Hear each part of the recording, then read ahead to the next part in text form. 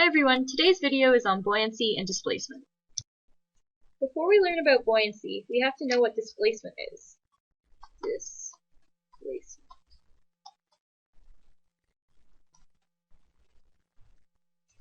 Displacement helps us calculate the volume of irregular shapes.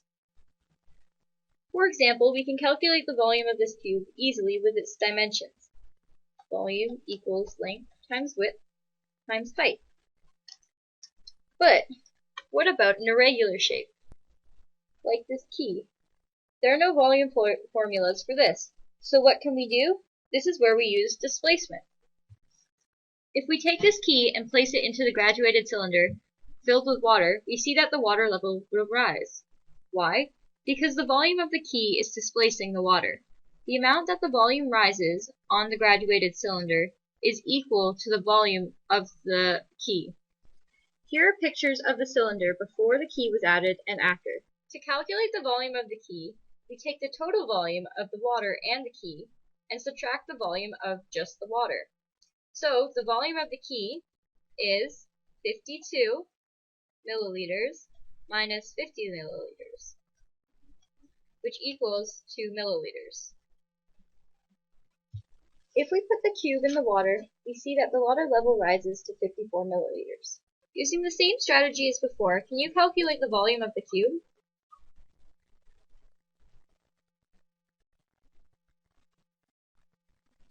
If you said 4 milliliters, you are correct. The dimensions of the dice are 1.6 centimeters by 1.6 by 1.6, which works out to be roughly 4 centimeters cubed. A useful conversion to know is that 1 centimeter cubed is equal to 1 milliliter. Since the cube has a measured volume of 4 milliliters, we know, using the conversion, that the volume is equal to 4 centimeters cubed. This verifies that displacement is an accurate form of measuring volume. Did you know that the principle of displacement was first discovered in a bathtub? It was in 250 BC that the king of Syracuse asked Archimedes, a Greek mathematician, to determine whether his crown was made of pure gold. The king suspected that his goldsmith had mixed in a cheaper metal and kept some of the gold for himself. Archimedes was not allowed to melt down the crown or alter it in any way. So, one day, as he was getting into the bath, he noticed that the water level rose.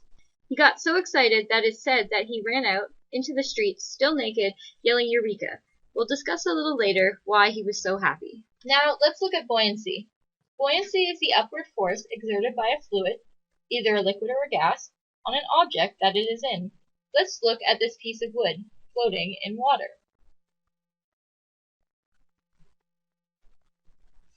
There is, of course, the weight that is pulling the block down. But what is keeping it from sinking? This force is the buoyant force. As you know, when you pull an inflatable ball underwater, when you're in your pool, it rises back to the surface, which is because the buoyant force is greater than the weight of the ball. This is referred to as positive buoyancy.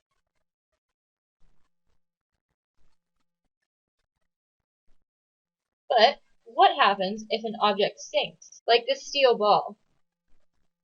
In this case, the weight of the ball is greater than the force of buoyancy, which means it is experiencing negative buoyancy. Now, what can you say about an object that neither sinks nor rises? It's known as neutral buoyancy, because both the weight of the object and the buoyant force on the object are equal.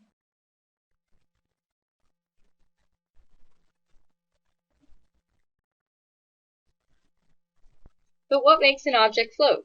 Why does the block of wood float, but the steel ball doesn't? Well, it has to do with the density of the object. Archimedes states that the buoyant force on an object is equal to the weight of the water it displaces. Since the volume of the displaced water and the object are the same, the density of the object is what determines whether it floats. If we look at a steel ship, we know that the steel has a higher density compared to water. So how does it float? Well, If the whole boat was made of steel, it certainly would sink, but it's not. It contains a large amount of air in the hull of the ship, which makes the average density of the ship less than water. Earlier in the video, we talked about Archimedes and his bathtub. The king wanted to make sure that his crown was made of pure gold. Well, what Archimedes did was get a piece of gold with the same mass as the crown. He submerged both the crown and the gold in water and found the crown appeared to weigh less in the water than the gold, meaning that it was experiencing a greater buoyance force. He also noticed that the crown displaced more water than the gold block. Since we know that the volume of the displaced water is equal to the volume of the crown, we know that the crown had a greater volume. So we know the density of the crown was less dense than the gold. This meant that the king's goldsmith had in fact stolen some of his gold. Thanks for watching this video. As a question to try, think of why a hot air balloon rises. As a hint, think air is a fluid, and think about how thermal energy changes a gas. If you understand that, let's try something harder. How does an operator get the balloon to rise, stay at a certain level, and then sink back down again? You'll have to refer to the first hint.